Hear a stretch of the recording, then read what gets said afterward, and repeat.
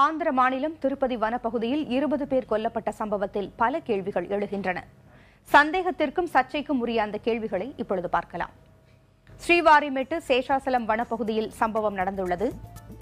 உயிரிழந்த 9 உடல்கள் ஒரு இடத்திலும், அங்கிருந்து 3 கிலோமீட்டர் தூரத்தில் மற்ற 11 உடல்களும் கிடந்தன.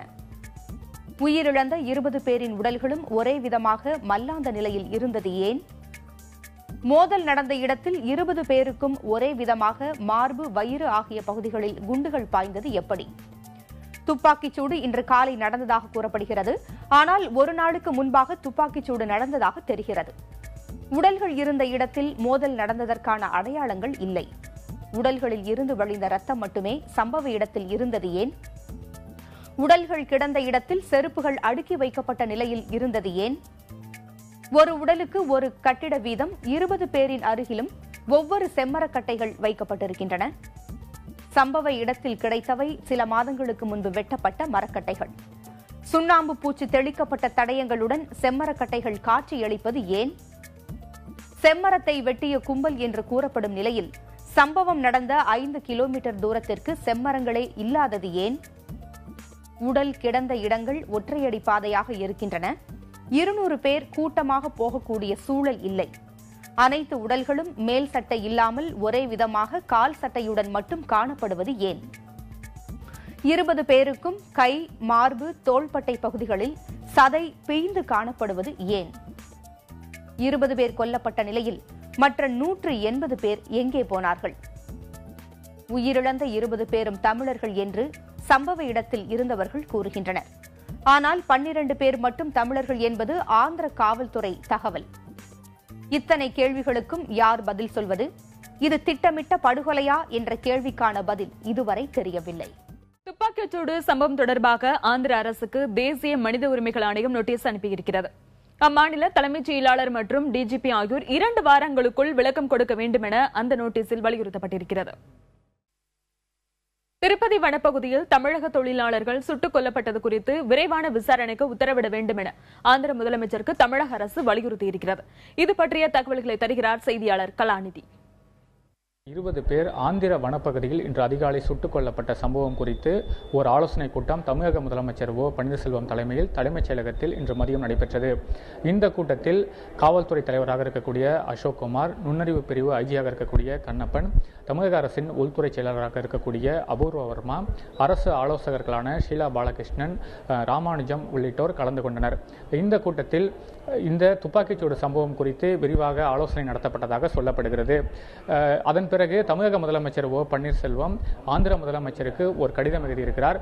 அந்த கடிதத்தை பொறுத்த வரைக்கும் ஆந்திர வனப்பகுதியில் தமிழகத்தைச் சேர்ந்தவர்கள் உள்ளிட்ட 20 பேர் துப்பாக்கியால் சுட்டு மரணமடைந்திருப்பது குறித்து தனக்கு மிகுந்த மன வருத்தம் ஏற்பட்டிருப்பதாக தெரிவித்திருக்கிறார். இந்த சம்பவத்தில் ஈடுபட்டவர்கள் உண்மையிலேயே செம்மரக்கட்டைகளை கடத்தக்கூடியவராக இருந்தாலும் அவர்கள் முறையாக கைது செய்யப்பட்டிருக்க வேண்டும். ஆந்திராவின் செம்மரக்கட்டைகள் கடத்தல் தடுப்பு படை என்பது இந்த பிரச்சனையில் மிக தீவிரமான நடவடிக்கையை செய்திருக்கக்கூடாது என அவர் குறிப்பிட்டிருக்கிறார். இந்த சம்பவத்தில் மனித உரிமை மீறல் ஏதாவது நிகழ்த்தப்பட்டிருக்கிறதா என்பதை குறித்து விரிவான மற்றும் விரைவான விசாரணை நடத்தப்பட வேண்டும் எனவும், மனித உரிமை மீறல் இதில் இடம்பெற்றிருந்தால் இறந்தவர்கள் மற்றும் காயமடைந்தவர்களுக்கு உரிய இழப்பீடு வழங்கப்பட வேண்டும் எனவும் இந்த கடிதத்தில் தமிழக முதலமைச்சர் பன்னீர்செல்வம் குறிப்பிட்டிருக்கிறார். செம்மரக்கட்டைகள் கடத்தப்படுவது பெரும் பிரச்சனையாக உருவெடுத்து வருகிறது. 20 பேர் சுட்டுக் கொல்லப்பட்ட சம்பவம் பற்றிய விரிவான செய்திகளை பார்க்கும் முன் செம்மரக்கட்டை கடத்தல் ஏன் நடக்கிறது என்று நாம் பார்க்கலாம். இன்று நடந்திருக்கின்ற இந்த சம்பவமானது நமக்கு பலவிதமான அதிர்ச்சியை ஏற்படுத்துகின்றது. அதோடு பலவிதமான கேள்விகளையும் எழுப்புகிறது. ஏன் தென்னிந்தியாவில் இந்த செம்மர கடத்தல் சம்பவங்கள் அடிக்கடி நடக்கின்றன அப்படிங்கிற ஒரு கேள்வியை முக்கியமாக எழுப்புகிறது. அதற்கு என்ன காரணம் முக்கியமாக என்றால், தென்னிந்தியாவில் தான், அதுவும் திருப்பதி சேஷாசலம் மலைப்பகுதியில் தான் இந்த செம்மரங்கள் அதிகமாக காணப்படுகின்ற ஒரு இடமாக அறியப்பட்டிருக்குது. அதாவது ஆசிய கண்டத்திலேயே அதிகமாக இந்த இடங்களில் தான் செம்மரங்கள் அதிகமாக காணப்படுகின்றன. அதே மாதிரி ஆசியாவிலேயே மிக அதிகமா செம்மரக்கட்டைகள் இங்கதான் இந்த மலைப்பகுதியில தான் காணப்படுது அப்படின்னு நீங்க சொன்னீங்க. இங்க 5000 ஏக்கர் பரப்பளவுல இந்த செம்மரக்கட்டைகளானது காணப்படுது.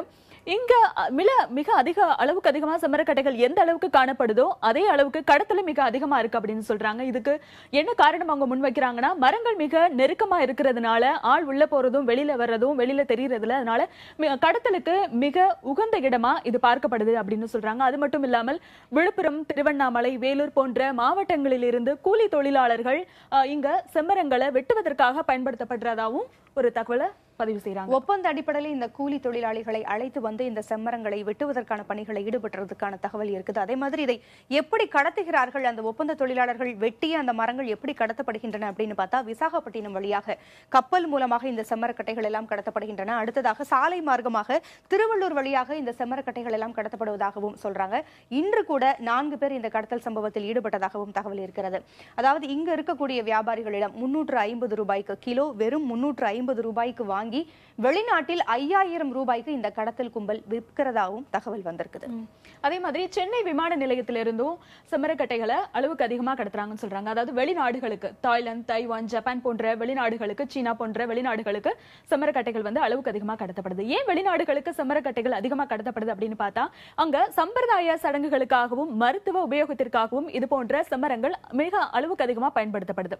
இதனால அதனுடைய தேவை வெளிநாடுகள்ல அளவுக்கு அதிகமாகவே இருக்கு. அதனால வெளிநாடுகள்ல பொறுத்த வரைக்கும் செம்மரக்கட்டைகளுடைய மதிப்பும் ரொம்ப அதிகமா இருக்கு. இதனாலதான் வெளிநாடுகள்ல செம்மரக்கட்டைகளானது மிக அளவுக்கு அதிகமாக கடத்தப்படுது அப்படின்ற ஒரு தகவலும். செம்மரங்களினுடைய கடத்தலுக்கு என்ன காரணம் என்று பார்த்தோம். இது குறித்த செய்திகளை தொடர்ந்து பார்க்கலாம்.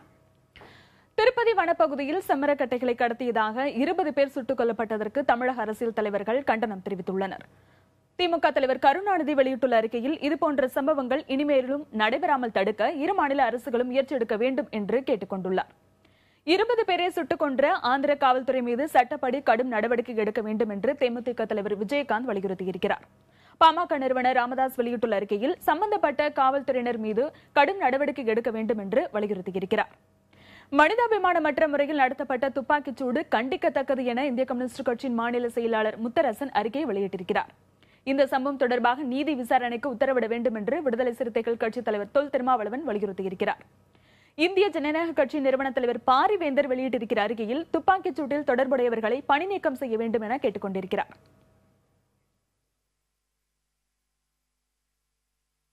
திருப்பதி வனப்பகுதியில் நடத்தப்பட்ட துப்பாக்கிச்சூடு சம்பவத்திற்கு தமிழக அரசியல் தலைவர்கள் கண்டனம் தெரிவித்துள்ளனர்.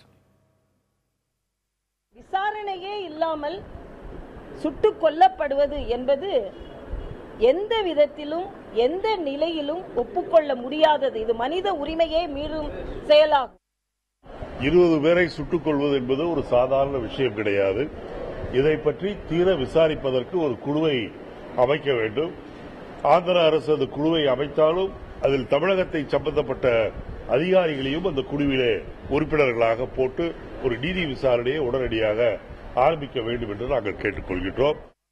செம்மரம் கடத்தும் முதலாளிகளை அடையாளம் கண்டு அவர்களைத்தான் முதலிலே அரசாங்கம் கைது செய்ய வேண்டும், இரும்பு கரம் கொண்டு அடக்க வேண்டும்.